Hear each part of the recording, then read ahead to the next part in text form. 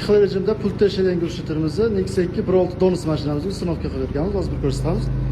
O'zini eski sinov tashlaganimizda o'zimizga chiqadigan ikki xil rejimda pultda ishlaydigan guruchni qo'yib berganmiz. Ko'rishlaringiz mumkin.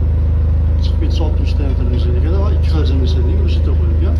Pultda ishlaydigan, qolgan joylari o'zini zavodskiy holatida. Hozir bir ishlashlarini ko'rsatamiz. Hozir o'tish holatda. Gaz bering. Bitta ochamiz.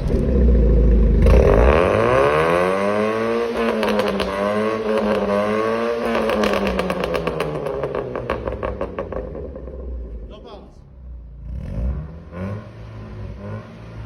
Ochamiz.